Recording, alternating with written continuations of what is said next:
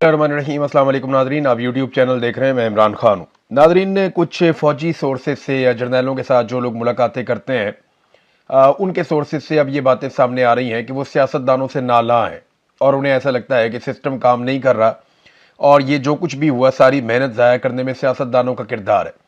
मोहसिन नकवी ने यह बात ओपनली कही कि आसिम मुनीर ने बड़ी मेहनत की है और उन्होंने प्लेट में रख रख के ला कर दिया है, लेकिन उसका फ़ायदा नहीं उठाया जा सका। उसकी वजह यह है कि गवर्नेंस नहीं है पाकिस्तान में। डीजी आईएसपीआर ने भी गवर्नेंस के ऊपर सवालिया निशान लगाया है और ये अब नए सूबे बनाना चाहते हैं। हर मरतबा इनके पास कौम को देने के लिए एक नया मंजन होता है, एक नया नारा होता है, एक नई उम्मीद लेकर ये आते हैं, लेकिन हर मरतबा कौम को पहले से ज़्यादा मायूसी में धकेल देते हैं। देखिए, ये बात नई नहीं है कि जर्नैल अपनी निजी महफिलों में या जो मिलिट्री एस्टेब्लिशमेंट के लोग हैं ये निजी महफिलों में सहाफ़ियों के सामने या दीगर स्टेक होल्डर्स के सामने ये सियासतदानों को बुरा भला कह रहे हैं। ये नई बात नहीं है, ये हमेशा मलबा सियासतदानों पर डालते हैं। मगर जो कुछ भी हुआ पाकिस्तान में इस मरतबा वो आसिम मुनीर साहब ने किया है और ये बड़ी अक्लमंदी की शहबाज शरीफ ने और ख्वाजा आसिफ ने और दीगर PMLN के लोगों ने कि वो खुलकर ये कहते रहे कि ये हाइब्रिड निज़ाम है और ये आसिम मुनीर साहब चला रहे हैं, वो क़यादत कर रहे हैं, चीज़ों को वो कंट्रोल कर रहे हैं। वजारत ख़जाना भी उनके पास है, वजारत दाखिला भी उनके पास है, जो बड़ी अहम दो वजारतें हैं जिनका दोनों का ताल्लुक या पाकिस्तान की मईशत और पाकिस्तान के अमन व अमान के साथ है। वो दोनों वजारतें आसिम मुनीर साहब ने अपने पास रखी और इन दोनों शोबों में पाकिस्तान को तबाही से दो चार कर दिया। अब ये मलबा सियासतदानों पे नहीं डाल सकते, ये मलबा इन्हीं पे पड़ेगा और ये सारा का सारा कसूर जो है वो आसिम मुनीर साहब का निकलेगा, क्योंकि उन्होंने अवामी मुंतखब नुमाइंदों को हटाकर नालायक लोगों का टोला लाकर मुसल्लत किया और उसके बाद अपने बंदों के जरिए से इक्तदार पे कब्जा करके बड़े बड़े फैसले किए और उनके फैसलों का नतीजा आज पाकिस्तान भुगत रहा है। जुल्म भी बहुत किया है इन्होंने। यहां DGISPR ने कुरानी आयत का तर्जुमा भी सुनाया। आजकल जो है वो कुरान पाक को, इस्लाम को, दीन को इस्तेमाल किया जाता है अपने सियासी मुकासद के लिए। सियासतदान भी करते हैं, मौलवी भी करते हैं। तो DGISPR ने भी यही किया। आर्मी चीफ भी अक्सर कुरानी आयत सुनाते हैं कि वो डराते हैं पाकिस्तानियों को कि एक तरफ के हाथ और एक तरफ के पाँव आपके हम काट देंगे और आप ताइब हो जाएं, वरना हम आपको नहीं छोड़ेंगे और कत्ल कर दिए जाएंगे और फितना है और फितना कुचल देंगे। वो इस तरह की बातें करते हैं। कुरान पाक की वो आयत कभी भी पाकिस्तानी मुसलमानों के लिए नहीं थी, वो फितना और चीज होती है। अभी ये एक और सूरह आले इमरान की आयत नंबर 28 के बारे में DGISPR तर्जुमा पढ़ के सुनाते हैं कि ए ईमान वालों, मुसलमानों को छोड़कर काफिरों को दोस्त मत बनाओ, अगर तुम ऐसा करोगे तो तुम मुसलमानों में से नहीं हो। ये DGISPR ने कहा। तो मेरा सवाल यह है कि जो आपने डोनाल्ड ट्रंप को नामजद किया अमन के नोबेल इनाम के लिए, जिन्होंने मेनाब स्कूल में 70 बच्चियों का कत्ल कर दिया, ईरान के अंदर जो है वो हजारों लोग शहीद हो गए, आप यमन के अंदर देख लें, आप बाकी जगहों पे देख लें, इराक के अंदर कितने लोग शहीद हुए और कितनी बड़ी एक जंग अफगानिस्तान के अंदर हुई। अगर सारी चीज़ों को आप प्लस और माइनस करें तो डोनाल्ड ट्रंप ने जंगें छेड़ी हैं और काफ़ी कत्लेआम हुआ है उसकी वजह से। डोनाल्ड ट्रंप की ये जो ताज़ा जंग छेड़ी उसकी वजह से पाकिस्तान में बहुत महंगाई भी हुई। पाकिस्तान ने कोशिश की अमन कायम करने की, लेकिन वो नहीं हो पाया। बहरहाल डोनाल्ड ट्रंप के साथ दोस्ती किसने की, वहां लंच पर कौन गया? यानी आप ये कह रहे हैं ना कि ए ईमान वालों, मुसलमानों को छोड़कर काफिरों को दोस्त मत बनाओ, अगर तुम ऐसा करोगे तो तुम मुसलमानों में से नहीं हो। तो फिर आपने नामजद कर दिया अमन के नोबेल इनाम के लिए डोनाल्ड ट्रंप को इस आयत को पढ़ने के बावजूद। क्या आप अपनी नामजदगी वापस ले लेंगे?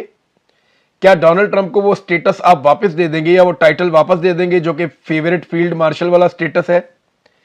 या फिर आप बोर्ड ऑफ नेतन्याहू से निकल जाएंगे या उस बोर्ड के अंदर ही आप रहेंगे जिसमें नेतन्याहू भी हैं, आप भी हैं, अमेरिका भी है और बाकी ममालिक भी हैं, आप उस बोर्ड का हिस्सा रहेंगे।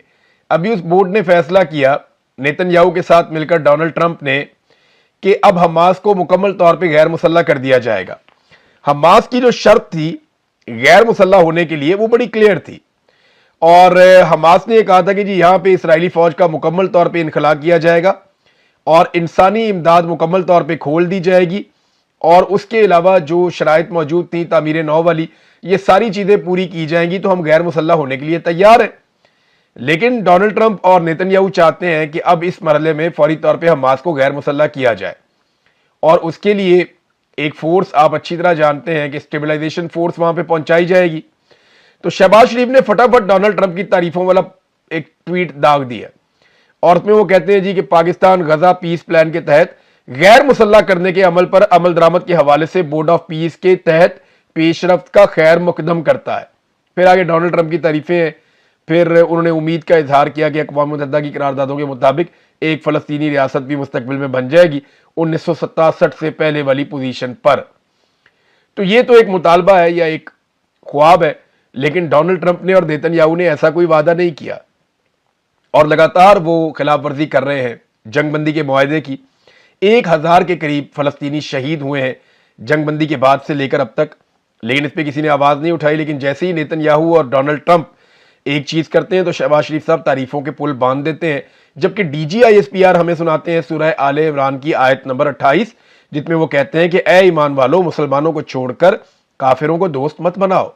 अगर तुम ऐसा करोगे तो तुम मुसलमानों में से नहीं हो। ये जनाब DGISPR फरमा रहे हैं। अब DGISPR ने पाकिस्तानियों को मुल्क से वफादारी याद दिलाई। उन्होंने कहा जी मुल्क का आपको वफादार होना है। आर्टिकल 5 का उन्होंने हवाला दिया। अब पाकिस्तानी एक सवाल उठा रहे हैं लगातार सोशल मीडिया पे। वो ये कह रहे हैं कि आप तो हमें आईन याद दिला रहे हैं कि आर्टिकल 5 के तहत आपने वफादार रहना है और हर पाकिस्तानी पाकिस्तान का वफादार है। वो वोट भी डालता है, वो टैक्स भी देता है, वो कानून के मुताबिक चलता है और वो कोशिश करता है कि हर गलत चीज की निशानदेही भी करे और रियासत के साथ वफादार रहे। लेकिन पाकिस्तान की मिलिट्री एस्टेब्लिशमेंट या मिलिट्री जर्नल्स, क्या वो अपने हलफ से गद्दारी करते हैं या नहीं करते? वो अपने हलफ की खिलाफ वर्जी करते हैं। अभी ये जो प्रेस कॉन्फ्रेंस की DGISPR ने, आप अगर इसको न्यूट्रली देखें तो उन्होंने ऐसी चीजों के बारे में बात की या उन चीजों में मुदाखलत की जिनमें वो नहीं कर सकते और सियासी नौयत के उन्होंने स्टेटमेंट दिए जो इंतहाई अफसोसनाक है। ऐसे स्टेटमेंट उनको नहीं देने चाहिए थे। मलिहा लोधी साहिबा ये बड़ी जबरदस्त एक्सपर्ट हैं और तज्जियाकार हैं दिफाई नुक्ता नजर से, और जो है इनकी एक एक्सपर्टी जो है खारजा उमूर में भी है। तो उन्होंने एक स्टेटमेंट दिया कि जब आप मुल्क नहीं चला सकते तो फिर कसूर निजाम का करार दे देते हैं। आखिर आप कितने गैर मुखलिस हो सकते हैं? अगर आपके दौरे हुकूमत में निजाम कोलैप्स कर गया है तो फिर इक्तदार छोड़ दे और एक तरफ हो जाए। ये जनाब मलिहा लोधी साहिबा ने भी कह दिया। बाकी लोग भी इस तरह के स्टेटमेंट दे रहे हैं। जनाब आपको लगता है कि आपने निजाम कोलैप्स कर दिया है तो निजाम तो आसिम मुनीर साहब चला रहे हैं। तो अगर आसिम मुनीर साहब का निजाम कोलैप्स हो गया है तो फिर आपको इक्तदार छोड़ देना चाहिए। राणा सनाउल्लाह साहब ने डरते डरते मोहसिन नकवी को जवाब दिया, लेकिन नाम लिए बगैर जवाब दिया। उन्होंने कहा जी जरदारी साहब के बरखुरदार फरमा रहे थे कि सिस्टम खराब है, चल नहीं सकता। तुमने 30 साल का सफर 3.5 साल में तय किया है, तुम्हें अब पता चला कि सिस्टम ठीक नहीं हो सकता। राणा सनाउल्लाह ने मोहसिन नकवी को जवाब देने की कोशिश की है कि जनाब कम से कम चलो कोई इतना तो बोला ना, वरना तो PMLN की घिघी बंद हो गई है। वो तो ये देख रहे हैं कि आसिम मुनीर अगर हमारे खिलाफ हो गए तो हमें इमरान खान से कौन बचाएगा। सिस्टम तो कोलैप्स हो गया, लेकिन सिस्टम का अब्बा तो जेल में है। इमरान खान ने इस पूरे सिस्टम को तगनी का नाच नचाया और मैं आपको पहले बता रहा था 2020 में मैंने कहा था कि ये इमरान खान को अगर फौज निकालेगी ना तो वो हैप्पी बर्थडे टू यू नहीं कहेगा, वो इनको तिगनी का नाच नचाएगा। वो नवाज शरीफ की तरह पूछेगा नहीं कि मुझे क्यों निकाला, वो इनको बताएगा कि मुझे क्यों निकाला। और इमरान खान ने इनको वहीं लाकर खड़ा कर दिया। एक तो इन्होंने खुदकुशी की, हालात को इस नहज तक ले आए, और दूसरी जानिब लगातार कश्मीर में हालात इनके हाथ से निकल रहे हैं। कश्मीर की सूरत हाल मैं आपको बता देता हूं। सबसे पहले तो एक मुराद सईद का स्टेटमेंट है, वो भी आप सुन लें। मुराद सईद ने भी जवाब दिया है DGISPR को। जवाब तो बड़ा तफसीली है, लेकिन मुख्तसर मैं आपको बताता हूं लुब्बे लुबाब क्या है जो मुराद सईद ने कहा। उन्होंने कहा DGISPR ने आज पाकिस्तानियों की शहादतों का जिक्र किया, कितनी बेशर्मी से शहादतों का जिक्र करते हुए कहा कि हमारी कारकर्दगी अच्छी हो गई है क्योंकि पिछले साल हमारे एक शहीद के बदले 2 दहशतगर्द मरे, इस साल एक शहीद के बदले हमने 2.5 दहशतगर्द मारे। लेकिन यह भी बताया ना कि आपके अपने कितने शहीद हो गए। और दहशतगर्दी में मुतासरा ममालिक में पाकिस्तान सफ़े अव्वल में सबसे अगली सफ में आकर खड़ा हो गया पूरी दुनिया में। मैंने अपनी किताब में लिखा कि कैसे इन दहशतगर्दों को वापस लाने के लिए दलाइल दिए जा रहे थे, लेकिन इमरान खान का जवाब था एब्सोल्युटली नॉट। फिर इमरान खान की हुकूमत गिराकर PDM को लाया गया, उन्होंने कोई एतराज ना किया और अगस्त के पहले हफ्ते ही दहशतगर्दों की वापसी शुरू हो गई। मैं चीख चीख कर बता रहा था कि यह गलत हो रहा है, हमें दोबारा दहशतगर्दी की आग में झोंका जा रहा है। لیکن آپ D G I S P R کے اکاؤنٹ کی پریس کانفرنس سن لیں، یہ کہتے جھوٹ بول رہا ہے، پروپیگنڈا کر رہا ہے۔ بارڈر پر بار لگے ہوئے ہیں اور اس کے باوجود دہشت گرد واپس کیسے آ گئے؟ چوکیاں خالی کیوں کروائی گئیں؟ جو دہشت گرد قیادت کر رہے ہیں وہ فوج کی تحویل میں تھے۔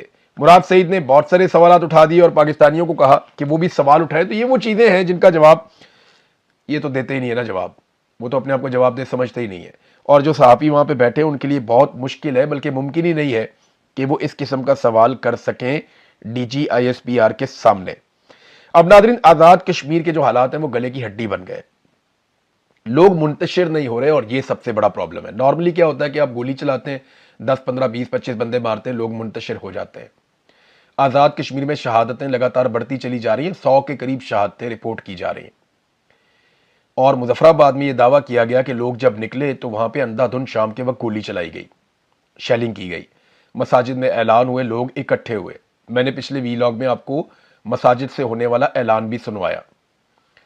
اب مظفر آباد میں بھی لوگ نکل آئے، سڑکوں پہ اکٹھے ہو گئے، پورے مظفر آباد میں لاک ڈاؤن ہو گیا، اور لوگ وہاں پہ بھی دھرنا دے کر بیٹھ گئے۔ گلیوں اور محلوں میں سڑکوں پہ خواتین اور بچے بھی نکل کر آ گئے، اور خواتین اور بچوں نے احتجاج کی ایک نئی اگزامپل قائم کی ہے۔ وہ کہتے ہیں جی ہمارے گھروں میں چادر اور چار دیواری کا تقدس پامال کیا جاتا ہے، تو اب وہ بھی سڑکوں پہ ہیں، شہریوں پر گولیاں چلائی گئی ہیں مبینہ طور پہ، کیونکہ ابھی میرے پاس کنفرم اطلاعات نہیں ہے، کیونکہ وہاں پہ یہ انٹرنیٹ بند کر دیتے ہیں۔ 8 لوگ شہید ہوئے اور 40 زخمی ہوئے، اب تک کی جو انکنفرمڈ اطلاعات ہیں ان کے مطابق۔ شوکت نواز میر کے لیے بہت آواز اٹھا رہے ہیں آزاد کشمیر مظفر آباد کے لوگ، کیونکہ وہ مظفر آباد کا بیٹا ہے۔ یہ جو سندھ سے ایک گیا ہوا نا، یہ بھی مظفر آباد کا بیٹا نہیں ہے، وہ جو پنجاب سے جاتی ہے وہ بھی کشمیر کی بیٹی نہیں ہے۔ تو یہ اپنے آپ کو کلیم کرتے ہیں کہ ہم کشمیر کے بچے ہیں، لیکن جو کشمیر کا بیٹا ہے وہ جبری طور پہ لاپتہ ہے، اور پاکستان کی ملٹری اسٹیبلشمنٹ نے اس کو غائب کیا ہوا ہے۔ نام ہے شوکت نواز میر، دکان چلاتا ہے کتابوں کی اور لوگوں کے دل کی بات کرتا ہے۔ تحریک تحفظ آئین پاکستان نے ایک بہت بڑی اناؤنسمنٹ کی ہے ناظرین، اور یہ اناؤنسمنٹ کے اوپر نہ سب کو توجہ دینی چاہیے۔ انہوں نے ایک امدادی قافلہ آزاد کشمیر میں بھیجنے کا اعلان کیا۔ یہ امدادی قافلہ آزاد کشمیر میں جائے گا 3 تاریخ کی صبح 10 بجے، اور یہ نکلے گا اسلام آباد سے۔ اسلام آباد میں صبح 10 بجے F10 مرکز اسلام آباد سے ایمبولینسز، ادویات، ڈاکٹرز، پیرامیڈیکل سٹاف، رضاکار کھانے پینے کی اشیاء لے کر آزاد کشمیر جائیں گے، اور اس میں جناب انہوں نے اپیل کی ہے خاص طور پہ پیرامیڈیکل سٹاف اور ڈاکٹر سے کہ وہ اپنی رجسٹریشن کروائیں۔ رجسٹریشن کا ایک فارم بھی انہوں نے جاری کر دیا ہے، سوشل میڈیا پہ ہر جگہ پہ یہ فارم جو ہے وہ دستیاب ہے، اور یہ اپیل کی ہے کہ زیادہ سے زیادہ لوگ اور رضاکار اس کے اندر شرکت کریں، اور آزاد کشمیر کے لوگوں کی مدد کے لیے ادویات، کھانے پینے کی چیزیں اور باقی ساز و سامان لے کر جائیں، مرم پٹی کا سامان لے کر جائیں، اور ایمبولینسز بھی وہاں پہ جائیں گی، ڈاکٹرز اور پیرامیڈیکل سٹاف بھی جائیں گے۔ اب یہ بہت بڑا چیلنج ہے پاکستان کی ملٹری اسٹیبلشمنٹ کے لیے کہ وہ اس قافلے کو جو امدادی سامان لے کر جا رہا ہے آزاد کشمیر میں داخل ہونے دیتے ہیں یا نہیں ہونے دیتے۔ اگر وہ انہیں جانے دیں گے تو اس کا مطلب ہے پھر چیزیں جا کر یہ لوگ دیکھیں گے، رپورٹ کریں گے، وہاں پہ لوگوں کا علاج کریں گے، لوگوں کو سہولت ملے گی۔ اور اگر نہیں جانے دیتے تو بالکل یہ وہی کام کریں گے جو نیتن یاہو نے فلسطین میں کیا، کہ وہاں پہ انسانی امداد کو روکا گیا اور انسانی امداد کو فلسطین میں داخل نہیں ہونے دیا گیا۔ کشمیریوں کے لیے برطانیہ میں بہت بڑا احتجاج ہوا ناظرین۔ یہاں پہ لوگوں نے عاصم منیر اور ان کے علاوہ جو ایک خواجہ آصف اور دیگر کچھ لوگوں کے خلاف پوسٹرز اٹھائے ہوئے تھے، اور وہ شدید احتجاج کر رہے تھے۔ بڑی تعداد میں کشمیری روزانہ کی بنیاد پہ مختلف ممالک میں نکل رہے ہیں، خاص طور پہ برطانیہ میں ان کے بہت بڑے بڑے احتجاج ہوتے ہیں۔ اسلام آباد میں F10 میں ایک مظاہرہ کیا سینیٹر مشتاق صاحب کی کال کے اوپر، یہ بہت بڑا احتجاجی مظاہرہ تھا، لوگ بہت بڑی تعداد میں اکٹھے ہوئے۔ تو سینیٹر مشتاق کی یہ کوشش ہے، اور انہوں نے آزاد کشمیر کے حق کے لیے، کشمیر کے شہریوں کے لیے بڑا مظاہرہ کیا ہے۔ تو اسلام آباد میں تو یہ مظاہرہ ہو گیا، لیکن مریم نواز بالکل حسینہ واجد کی طرح ریئیکٹ کرتی ہیں، خود تو کہتی ہے میں کشمیر کی بیٹی ہوں، لیکن کشمیریوں کے حقوق کے لیے کشمیر کے جھنڈے لے کر جو خواتین و حضرات لاہور میں نکلے، ان کے ساتھ ایسے سلوک کیا گیا جیسے وہ کسی دشمن ملک سے آئے ہوئے، انہیں بروٹلی پکڑا گیا، انہیں گھسیٹ کے گاڑیوں میں ڈالا گیا، ان سے جھنڈے چھین لیے گئے۔ تو یہ زیادتی ہم نے پنجاب میں لاہور میں دیکھی، اس سے پہلے کبھی ہم نے اس بارے میں سوچا بھی نہیں تھا لیکن اب اس قسم کا طرز عمل ہے اور مریم نواز کی ساری سیاست کا خاصہ ہی ظلم، جبر، بربریت اور یہی چیزیں ہیں۔ میر وائز عمر فاروق یہ مقبوضہ کشمیر کے رہنما ہیں اور انہوں نے ایک سٹیٹمنٹ جاری کیا ہے جس پہ انہوں نے کشمیریوں کے حق میں بیان دیا اور قیمتی جانوں کے ضیاع کے اوپر افسوس کا اظہار کیا۔ انہوں نے دعا بھی کی اور بات چیت پر زور دیا، مسائل کو بیٹھ کر حل کریں، جمہوری حقوق دیے جائیں۔ تو آزاد کشمیر کے شہریوں کے حق میں ایک بڑی آواز جو ہے وہ مقبوضہ کشمیر سے اٹھی ہے۔ اب دیکھیں کیسی الٹی گنگا بہ رہی ہے۔